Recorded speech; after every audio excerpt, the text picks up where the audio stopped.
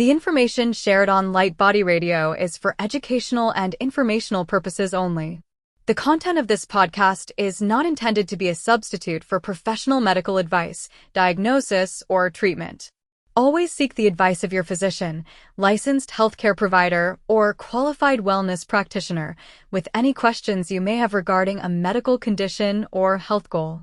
Dr. Lara may, her guests, and affiliates do not claim to cure, prevent, or treat any condition and are not responsible for any actions taken based on the information shared in this podcast. By listening to this podcast, you acknowledge that you are responsible for your own health decisions and that any actions you take based on the content are at your own discretion and risk. Thank you for tuning in to LightBody Radio.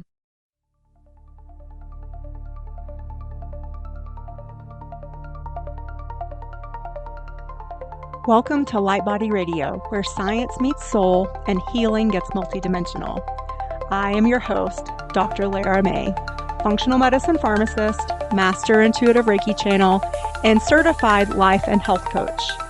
Here we decode root causes, transmute stuck energy, and empower your full spectrum healing journey, body, mind, and light body. This isn't just wellness, it's awakening, grounded in science, guided by spirit, and designed for your evolution. Let's rise and radiate. Welcome to the next level of you.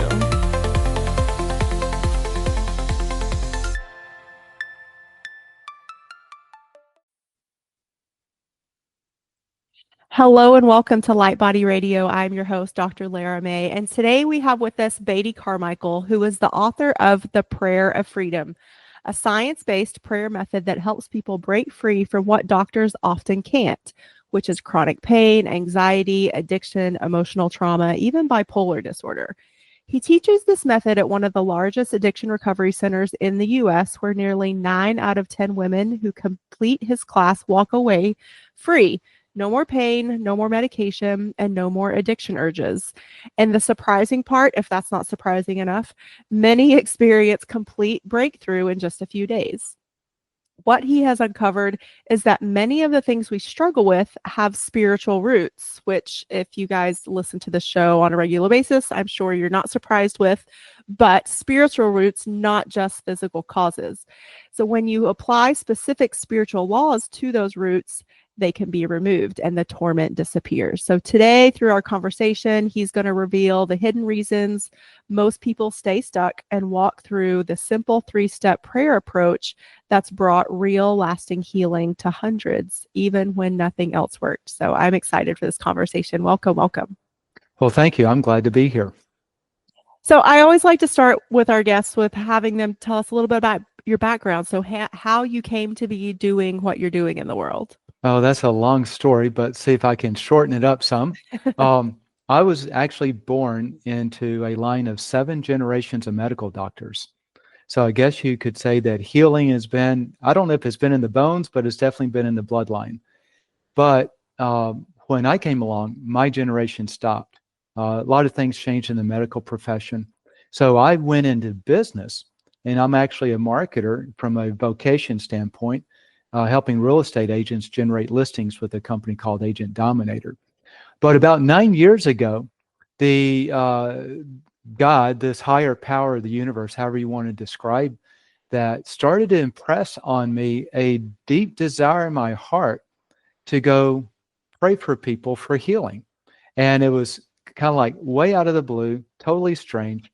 But have you ever had something, Lara May, where it's just gripped you, and it's like there's something pulling you that just doesn't make sense, but you know you got to go that direction? Does that make sense? Oh yeah, for sure. I think some people call it a calling. Yeah. Okay, good. So I call it a calling. I didn't know what it was at that time. Now looking back, I say that was definitely a calling. Yeah.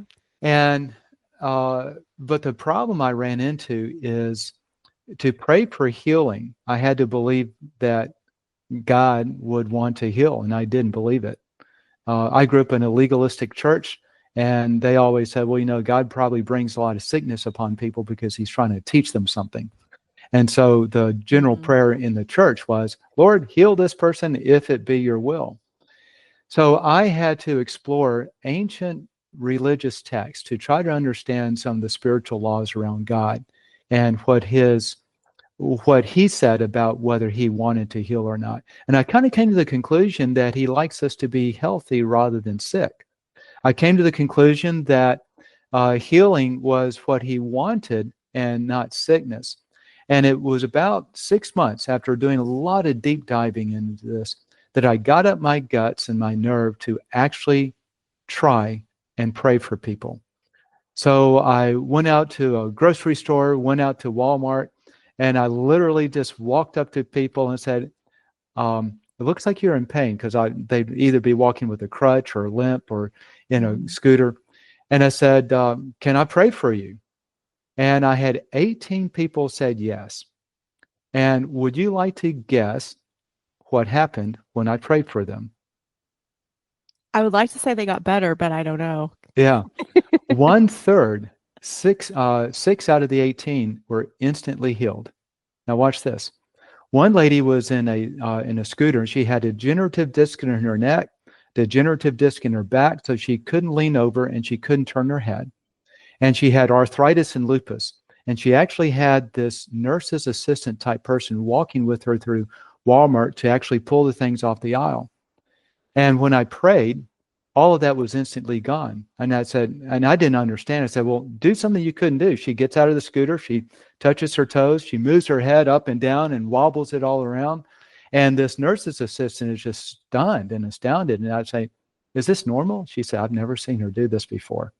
And so I started to see things like that. There's another thing. I told my dad, because he's a doctor and it's kind of a scientist doctor. And one of the other ladies that I prayed for was had RSD. I didn't know anything about RSD. You might, being in your field. But I come back to my dad and say, and there's this lady with RSD and it instantly disappeared. I said, what is that? He said, well, it's a neurological disease that creates extreme pain. There's no cure. And he said, if that disappeared, that was a miracle, right? So that's kind of began my journey. And I started to get fascinated with it. And I started to dig deeper. I started to test a lot of things. As a scientific mind, I like to test and prove, use empirical data to see what works and what doesn't. So I started to take in a deep dive in some of these spiritual laws that I started seeing these ancient texts, trying to apply different things. And within a year, 90% of the people that I prayed for, they're instantly got healed. And now it expanded to glaucoma, sciatica. I've seen hernias disappear. Several times people just out of post-op surgery, like one lady just had knee replacement surgery on Monday. This was Saturday. I prayed with her and she gets out of the scooter and walks and does deep knee bends. And so all these things that you go, something different is happening that defies medical science. And then about 3 years later, actually about 5 or 6 years later, about 3 years ago, it all disappeared.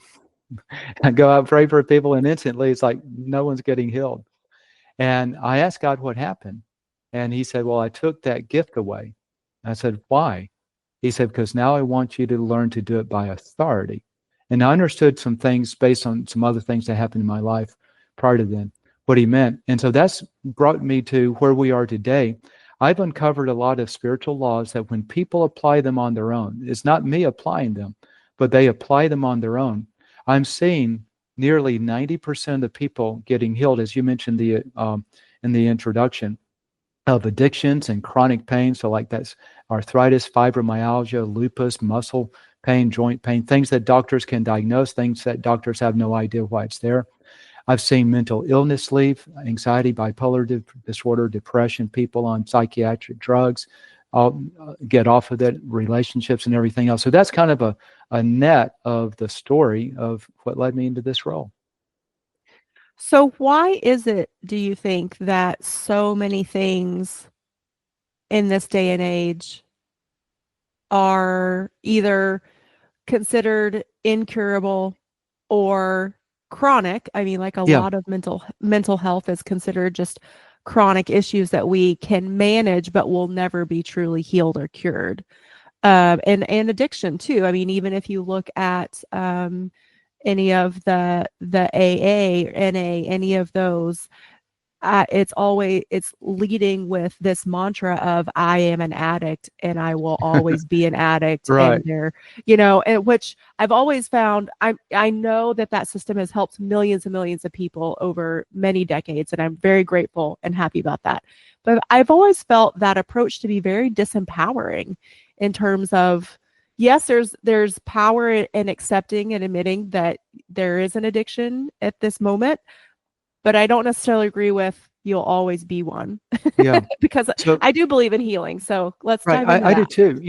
The thing that happens is when people get stuck in these chronic issues and they believe that it's a part of their life from here on, especially because doctors tell them that, then it actually empowers it to do that. But to answer your question, why it's there, why it's permanent until you reverse the cause, I have to go into some pretty weird spiritual type of stuff that I've experienced. Good. And Let's do it. I love it. okay, are you ready for this? I'm Because ready. okay, great. How should I begin without freaking out your audience too much? So about the time that when I was praying for people and I saw 90% of people being instantly healed, and I'm talking about instant, I pray and it's gone within a minute or less. About that same time, God started taking me into what's called deliverance. Now, and these are all spiritual. I'm not talking about religious stuff. I'm talking about spiritual things that you can prove empirically.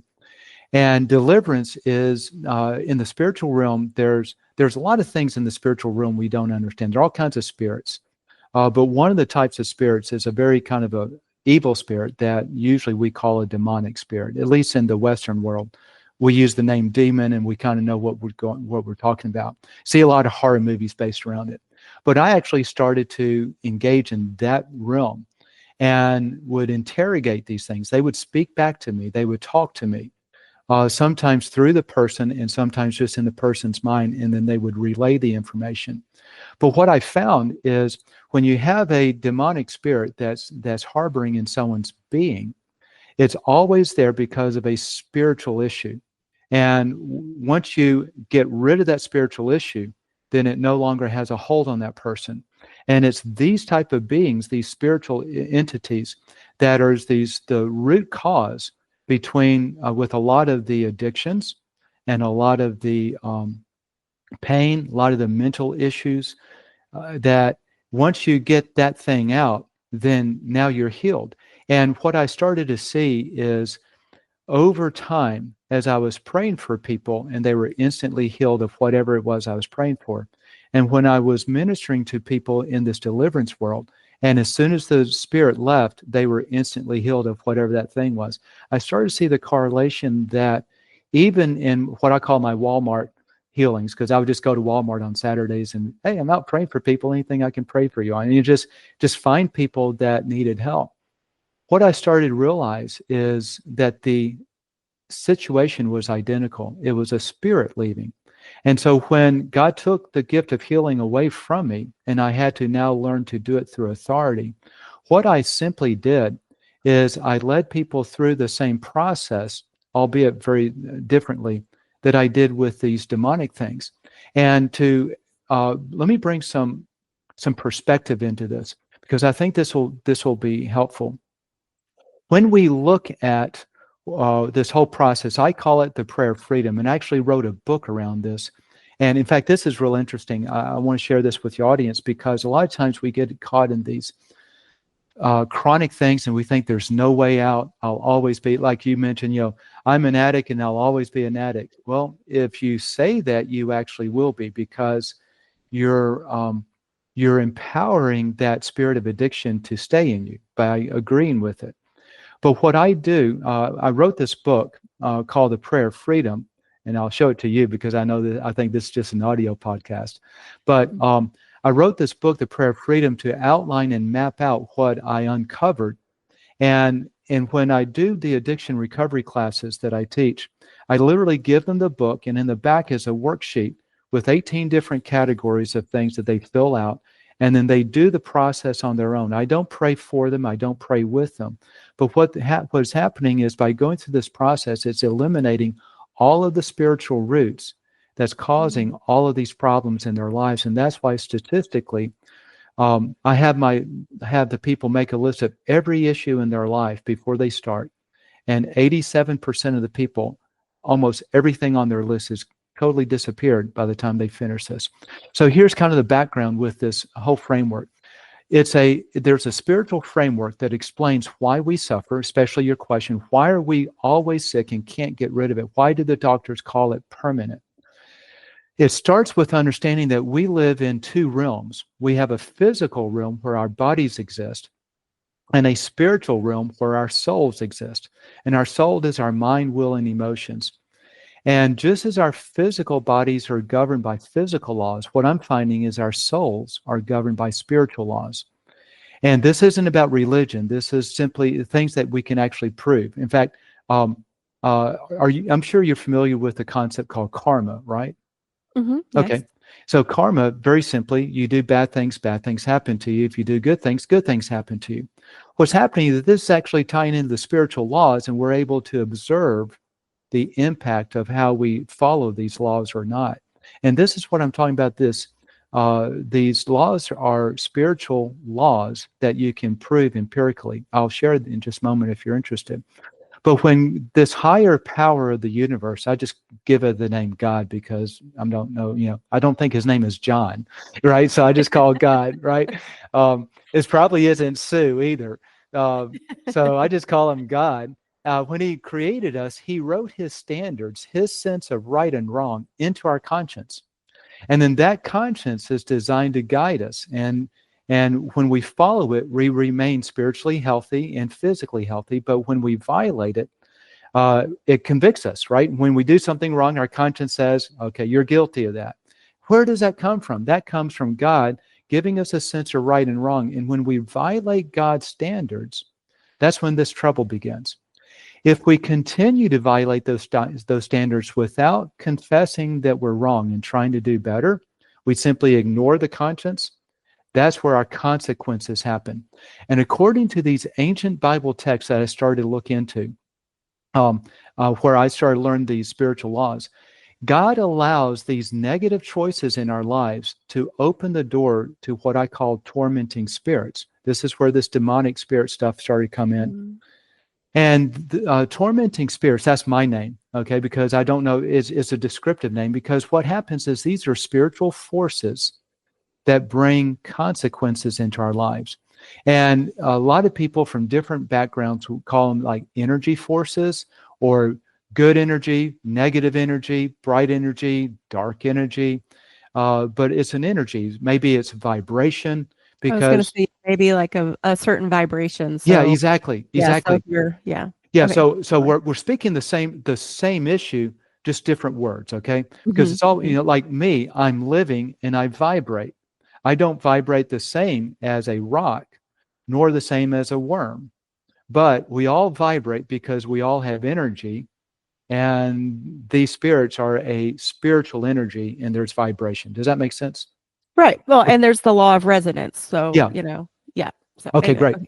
So, but with that, I'm going to use the word spirits because that's my vernacular. Okay. Totally, but just know that it's all this vibration stuff. Yeah. And I find that there appears to be three types of these vibrating, resonating spirits. Okay. The first one is an amplifying spirit. The amplifying spirits, they amplify negative emotions that we fail to control. So, for example, if I blow up in anger, then a spirit of anger may amplify that emotion and keep me angry all the time. So anyway, so there appears, Lara May, to be three types of spirits that have identified. The first one is what I call an amplifying spirit. These are things that will amplify negative emotions in our life when we violate those standards. And so, for example, let's say if I get really mad and just blow up in anger at someone, that can open a door to a spirit of anger to come in and amplify anger in my life all the time. And so now I'm always upset. The least little thing, I'm triggered, and I can't stop it, right? Or maybe if I start to go online looking at pornography, then a spirit of lust is going to come in and amplify pornography and make me addicted to it. This is actually what happens with addictions, is it's an amplifier spirit. Once you go too far in drinking, too far in drugs, too far in sex, too far in pornography, then you get an amplifying spirit. That's one of the main things. The second type of spirit I've identified is what I call an infirmity spirit, something that makes you sick. So this is usually shows up as a physical or mental ailment, joint pain, migraines, anxiety, depression, things of that sort. They come in when we violate different types of God's standards. And then the third type of spirit is the demonic spirit. And these show up when we do really bad things against God's standards. And they bring even deeper torment. So it's almost like the amplifiers come in, and then the infirmity, and then as a final thing, these demonic things. But what's interesting, and this is the thing I started to discover, is the breakthrough comes by reversing this process. So if the process came because we violated God's standards, the breakthrough in releasing that process is to reverse that violation. And this happens when we confess that we were wrong and express contrition. Okay, ancient Bible texts call it repentance, but it's not the word; it's simply the heart attitude. And it goes like this. Like, I have a little girl, no longer little; she's 24 now. But when she was little, and she would disobey, she'd be disobedient, I would discipline her. I'd put her in timeout. I would take away the little things from her. And then she sulks a little bit, and then she'll come to me and say, "Daddy, I'm sorry. I know I was wrong." And I'll wrap my arms around her, say, "Oh, I love you, Marianne." And then I release the discipline, right? All I'm looking for is a change of heart. And it seems like this God of the universe is wanting the same thing, because simply when we confess that we're wrong, that we violated this standard in our conscience, then those spirits start to get removed from our lives. And now healing and freedom can occur. And this is the process I started going through with this prayer of freedom. And the way it would work is when I started testing this out, I would walk up to people at Walmart again, say, "I'm out praying for people. Is there anything I can pray for you on?" And they say, "Yeah, I got this excruciating headache and I've got this pain in my back." I say, "Okay, well, let me ask you." And I would go through a few things like, do you have unforgiveness for anyone? And a lot of times they'll say yes. Would you be willing to forgive them? And I've seen this, get this, simply by someone saying, "God, I forgive Bill for what he did." I've seen legally blind eyes opened. I've seen rheumatoid arthritis disappear. I've seen sciatica pain that this lady's had for 20 years go. I've seen all kinds of things happen simply through forgiving someone. So that would be an infirmity spirit. I've had other things like that. So what started happening is I would simply identify and mapped out 18 categories of where these violations of our conscience, of God's standard, would occur, and help people make a list of what those are, and then simply go through and say, "God, I'm sorry for," and then just call out their list.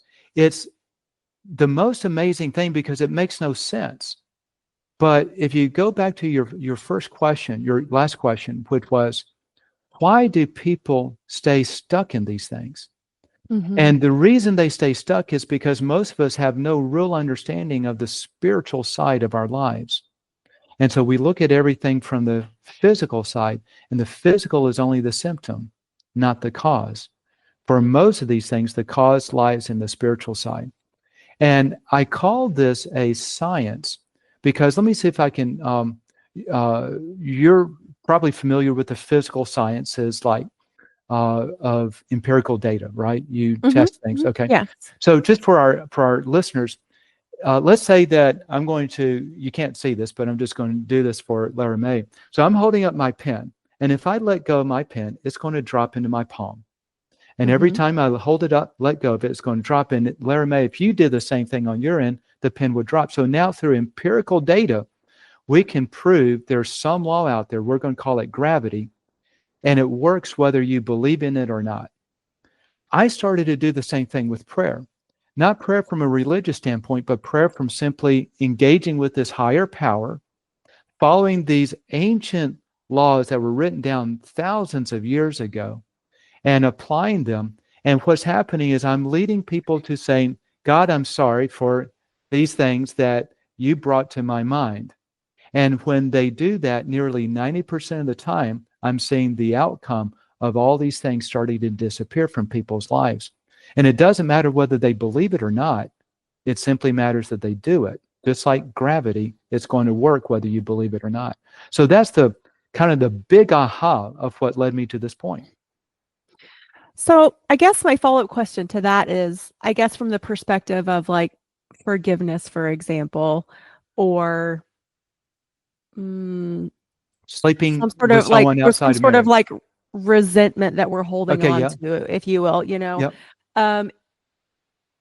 I mean, I can see from this perspective how this process is sort of like a process of letting go. Yes, that's exactly what it is. Okay. Yeah, because I feel like there still has to be this willingness for the person to actually be ready and willing to release the energy. So like, even if, you know, like you can't just go through the motions and say the words, right? Like you really have to be like, you know, or I don't know, what has been your Yeah, experience with this? my I'm just experience thinking, is yeah. most people aren't really grieved by what they did.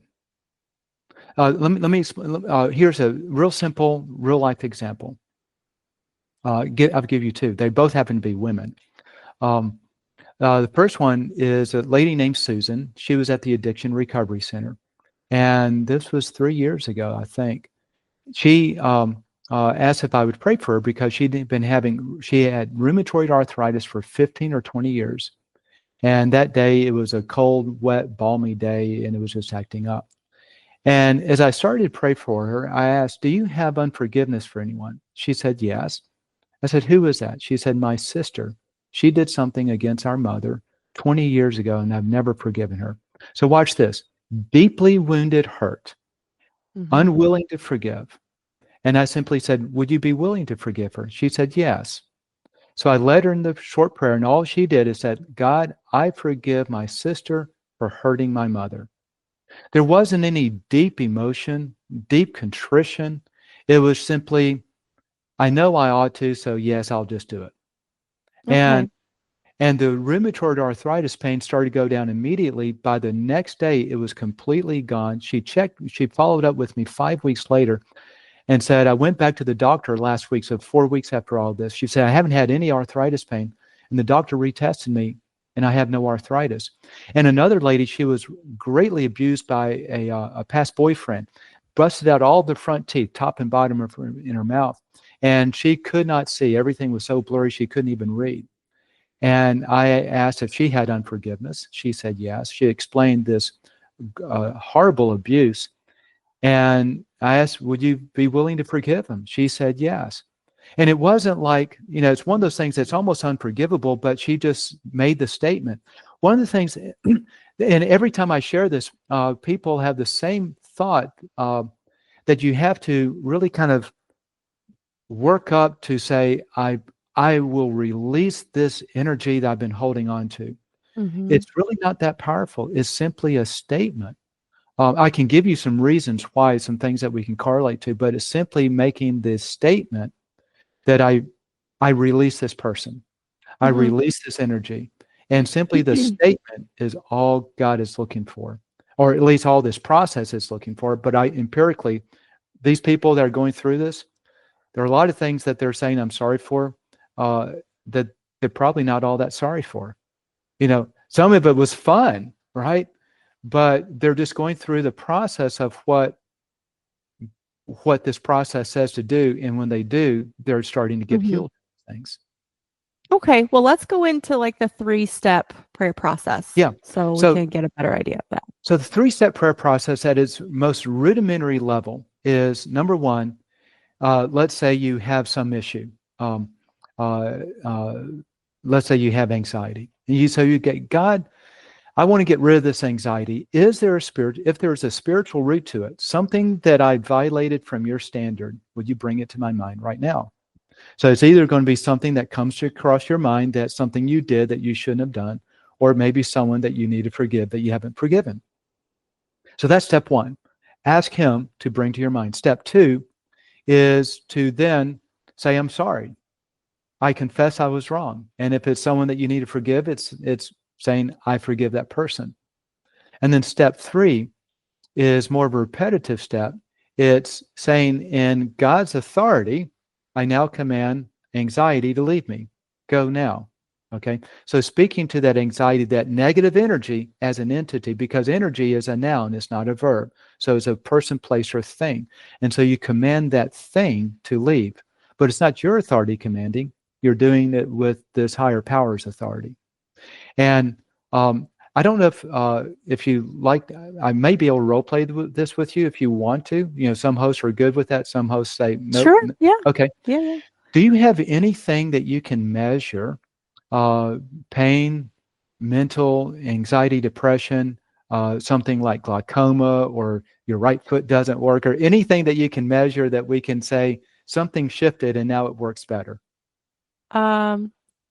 Sure. So ever since I got back, I was just on a trip recently internationally, and ever since that long flight, my back has just been a little tweaked. So I'm working through that. Okay, perfect. Now, by the way, this simple process is temporary for most people. Mm-hmm. The full process going through my book is where it becomes permanent, because there's a lot of little things going on, but this kind of is a good way to demonstrate it. So that little thing, that tweakness in your back, if you were to move your back to where it really kind of tweaks you, on a scale of 0 to 10, give me an intensity level of whatever it feels like. It's like a 3. It's not horrible, but it's there. Okay. It's okay. Like just sitting there like where you are right now. Yeah. Just a 3. Okay, Yeah. great. All right. So what we're going to do is I'm going to lead you in this. I'm going to use the name God. It's just this, whatever his name is, you can call him higher power if you want, but it's just this creator being thing that's in this other realm. And we're just going to ask him to reveal anything that you need to confess. Okay. So that's going to be step one. And then when you start to confess, I'll have you turn your mic off so we're not airing dirty laundry anywhere. All right. Okay, so just follow after me. And for the audience, let me encourage you to do the same thing. If there's something that you can measure, go on and measure it right now so we know what number it is. And then follow the same pattern as I guided Lara May through this. All right, so Lara May, just say, Dear God. Dear God. I want to get rid of this back tweak. I want to get rid of this back tweak. And if there's a spiritual root tied to it. If there's a spiritual root tied to it. Bring it to my mind right now. Bring it to my mind right now. Anything I need to confess that I did wrong.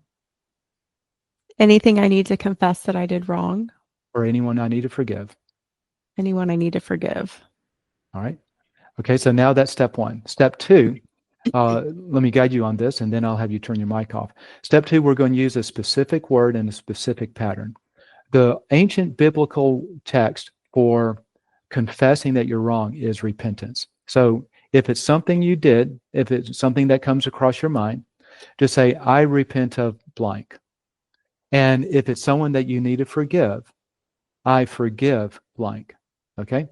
That's basically as simple as it. So now turn off your mic, mute it, and then just speak out loud whatever has come through your mind. I repent of blank, I forgive blank, and then come back.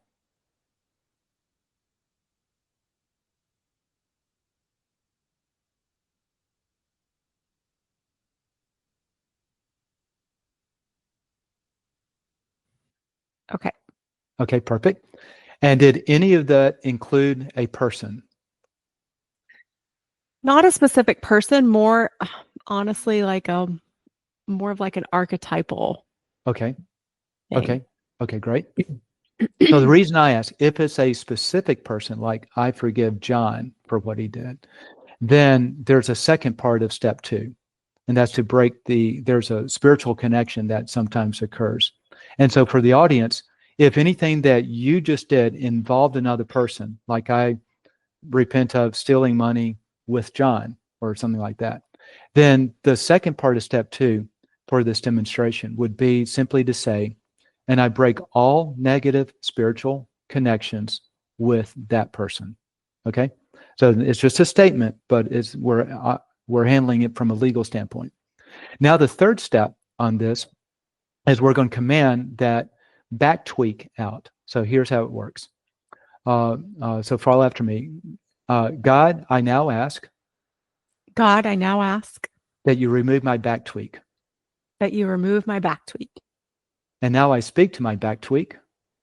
And now I speak to my back tweak. In the authority of God. In the authority of God. Get out now. Get out now. Go from a 3 to a 0. Go from a 3 to a 0. All right. Now check it out and tell me if it's still a 3 or if it's changed.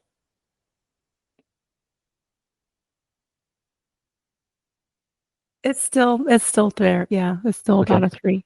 Still about a 3. Okay. So we're going to do the last part one more time. And what happens is sometimes physical things, even though you can see a physical cause and effect, sometimes physical things have a root, sometimes they don't. So all we're going to do is we're going to repeat the last statement again and see if there's still no change. All right. So there's going to be, so just repeat after me. Back tweak. Back tweak. In God's authority. In God's authority. Leave me now. Leave me now. Go to a 0. Go to a 0. All right. Now just check it out and see if it's any shift. All we're looking for is movement, not necessarily that's complete. There is a shift? No, it did. There was a shift, yeah. All right. Give me a number. If it was a 3, where is it now? It's like a 1 now. Perfect. Okay. So now we're going to repeat that third one again. First, let's thank God. God, thank you. Thank you, God. For reducing this back tweak. For reducing this back tweak. I see you take it all the way out. Take it all the way out. And now in God's authority. And now in God's authority. I command you, back tweak, to get out. I command you, back tweak, to get out. All right. Now, check it out and tell me if you can find it. Oh, it's gone. Does that surprise you? A little, yeah. But at the same time, I do believe in this concept. Yeah. And these are, ancient laws, but then it's, again, it's the metaphysical laws of the universe, of even emotions and thoughts have a vibration. And when we hold on to those things, those vibrations get stuck in our body. Right. And so, yeah, and I don't mind sharing with the audience, for me, what came up when I asked, is this someone I need to forgive? And I got a no, but it was the archetype of my career as a pharmacist, which was, very interesting. Yeah. So, but I do think even your second step, so even though for me, it wasn't a specific person, I do think that second step could still be valuable even with something archetypal like that, because I think that statement is very powerful of, can you give us that second step statement again? Yeah. The second step statement is, I repent of blank, or I forgive blank. Yeah. And then if so it's you could say, I forgive the pharmaceutical industry. Yeah. But there was a release of all negative. What was that statement? So, and I break all unholy, all negative spiritual connections with that person, or you could say even with that entity. Yeah. So I think that's super powerful too, breaking all those negative connections with, something like a career could be super powerful. Yeah. Let me tell you how powerful that negative connection. So in my terms, I call it an unholy soul tie. Because it's going back to the ancient biblical text, you have God is holy, anything against him is unholy. So that's where it comes from. There is addictions a lot of times is tied to this. So there was a lady named probably Madeline, if I recall, and she was addicted to smoking cigarettes. She was smoking 3 packs a day. She went through basically everything in concept that my Prayer of Freedom book guides you through. But it wasn't my Prayer of Freedom. She was before I wrote it. But the same structure. And she still couldn't get free of it. And then a friend asked her, have you broken the unholy soul tie with the person who taught you how to smoke? She said, no. And so he said, well, who was it? She said, it was my babysitter when I was 10 years old. This lady's in her mid-20s to early 30s. So he said, well, let's break that unholy soul tie. So she made simply the statement, I break all unholy soul ties with blank, whoever she was.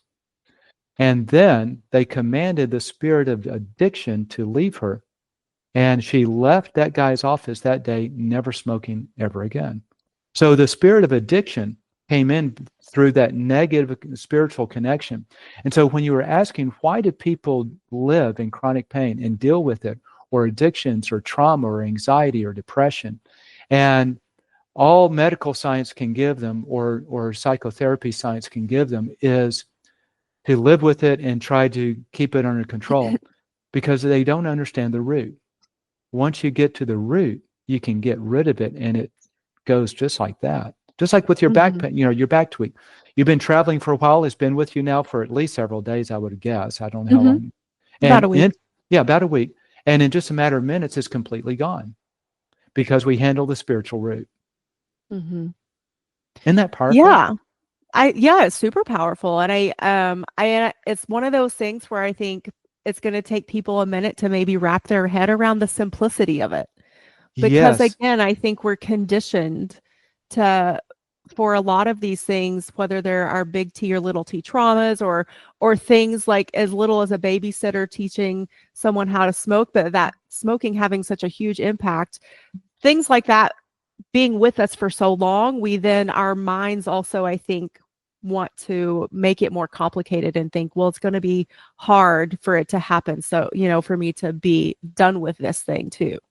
That's the hardest part. One of the hardest parts I deal with is simply people thinking it can't be that easy. Right?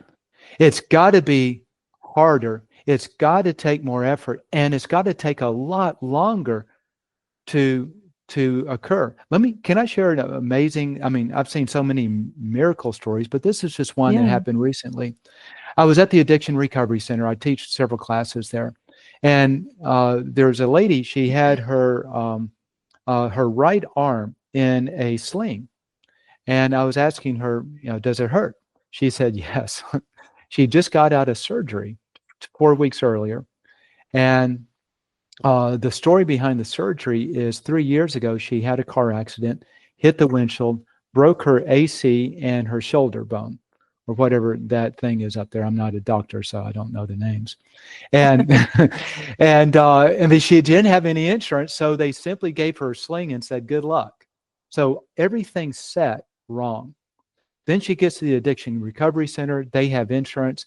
So now she's able to go to an orthopedic surgeon 3 years after it all set wrong.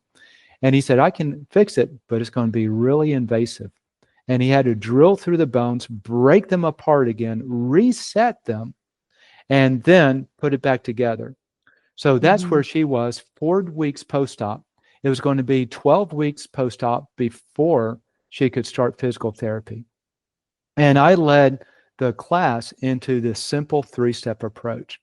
And I was asking her specifically as I saw her in there, so what happened to you? She told me the story. And I said, well, how painful was it before you started this prayer process just a few minutes ago? She said, it was a 10. And I said, how is it now? And she feels it, moves her arm a little bit. She says, I don't have any pain. It's all gone. And one of her friends who walked through the surgery with her was like dumbfounded. And I said, well, try moving it around. So she moves it around. I said, show me your left arm. And she moves her left arm all the way up into full range of motion. I said, now show me your right arm and see how much range of motion you have. And she had the full range in the right arm that had just had surgery. And everyone's amazed. Literally, it was a miraculous healing. All of the trauma, all the wounding, all the inflammation, all the bones not being healed, completely got healed. She went back to the doctor 2 weeks later. She took off her brace and is no longer in it. She went back to the doctor 2 weeks later for the 6-week checkup, and he was blown away. He said, I've been a surgeon for 20 years. This has never happened. And so here's the point I want to make. When we talk about this ought to be harder, it ought to take longer. And we say, well, that was a physical issue. It couldn't have a spiritual root because that was a car crash. But yet, underneath the surface, somewhere in the spiritual realm, there was a root of something. And by the way, I went back and followed up with her. Almost everything, the big thing that she did in step number 2, that prayer, was forgiving someone. Mm-hmm. I mean, and so it's amazing how miraculous this really is, because what we're not dealing in the physical world where things take time. In the spiritual realm, things happen like immediately, because there's no time in the spiritual realm, generally speaking. And there's all kinds of things that happen. And that's what I'm seeing consistently with the Prayer Freedom book. So for those people who are concerned, this should take a lot more time, this is impossible. Just try it. Get the book, go through the worksheet in the back, because that's all I do at the Addiction Recovery Center, and just let them work it out on their own. And it takes probably an hour to go through the little worksheet, and it takes maybe an hour or two I let them do it over a period of several weeks to go through the prayer portion. But you can do it all in one sitting, and it's all gone. I mean, it's the most amazing thing. It still blows my mind because it seems too easy, seems too good to be true, seems unrealistic. But yet I've seen it happen so often that it's still, I'm used to it, but it still blows my mind. Yeah. What if people have a hang up with the word God? Good question. If you have a hang up with the word God, do you have a hang up with that manic depression that you're suffering, or that addiction, or that chronic pain? And if yes, then I would ask, which hang up do you have the biggest hang up on? You can have one or the other, right? So if you have a hang up of the word God, change it to the higher power, change it to the great light, change it to positive energy. What I've learned with him. Source is a word I use a lot. Yeah, the source. Just change the wording, right? Mm-hmm. What I'm learning is sort of like with me, if someone calls me, hey you, or hey Baldy, or hey dad, or jerk, or if they're talking to me, I know they're talking to me. It doesn't matter the name you use. And when we do that here, if you're offended by the word God, just use a different name. Yeah, or a different word. Because it works, because what this is doing is tapping into the spiritual laws. And if I could kind of assess what this higher power source is interested in, he just wants us to follow the conscience that he placed in us on right versus wrong. And when we do that, when we start to go back and confess that we were wrong on these things, then that satisfies his desire of saying, okay, now we'll remove these issues that have come into your life because of it. He's a very loving source of energy. Yeah. Yeah. I mean, a lot of us are sort of, again, like taught differently through different religious teachings, unfortunately, or, but yeah, I agree. Like if you get down again to the root, and I'm also a student of A Course in Miracles. So one of the primary tenets of that text is that only love is real, and that source is love. And that's just all it is. It's just love. And so when we get back to that, then a lot of the other things fall away, disappear, release, transmute, whatever, again, like whatever word you want to give it, but they become no longer present in our lives and no longer presenting themselves in that physical way, which allows that what we think of as miraculous healing, but it's really just being able to let go and move our vibration into that love state, I think. It really is. In fact, in the ancient Bible text, God is called the God of love. That's his primary characteristic. And this is why I think whether you, with very few exceptions, if you look at all kinds of ancient religions, they all recognize this thing of love. They all recognize a God. They all recognize his power. And they all recognize that we should love someone else, right? So we see it in just our imprint and how we've been created. So he doesn't really care what you call him. Right. He just cares that you act with love, and this whole concept of releasing. I remember a study that was shared with me. I've not been able to verify it, but they took a large group of two groups of people. It was a blind split test. And with one group, they had them pray for these people that were sick at the hospital, pray for healing. And the other group, pray for a different group of people at the hospital, but pray for healing with love in their heart for that person. And the group that prayed with love in their heart for that person, they had a statistically significant increase in the speed and recovery of healing at the hospital. Mm. And so Yeah. it's amazing what love does. It's Mhm. it's really powerful. Well, thank you so much for being with us today. I really appreciate your time and your wisdom and everything you're doing in the world. Tell us where people can find your book. Yeah, so you can find the book, the best place to go. Keep in mind, so the book's name is called The Prayer of Freedom. And if you go to Google, you go to Amazon, you type it in, there'll be so many options that come up, you will not find my book.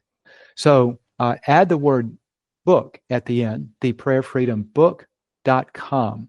I've got a website set up, so it has a button straight to Amazon that you can get it. There's some more information, some freebies. You can get discounts on the books if you want there. But theprayerofreedombook.com. And let me also encourage for those, if there's anyone that's still skeptical about this, but you would really like to get rid of whatever it is in your life that's been bothering you, you have nothing to lose. If I'm wrong, send the book back. You get 30 days. Amazon will give your money back. So you get a money back guarantee. But if I'm right, if this is really statistically 87 to 90% successful with everyone that goes through it, whether it's personal issues or relationship issues, then it can set you free. So let me encourage you, if you have any issues in life, try it out, theprayerfreedombook.com. You won't be sorry. I can guarantee you on that. Well, again, thank you so much. And we will have the link on our show notes page. So Thank you. if you're driving, don't worry about writing it down or remembering it. You can just go to drlaramay.com/podcast and click on this episode with Beatty, and that's where that link will be. So again, thank you so much. I really appreciate your time. And until next time, everybody, we will catch you on the flip side. Thank you. Thanks. Thank you for joining me on LightBody Radio, where functional medicine meets intuitive healing and transformation happens on every level.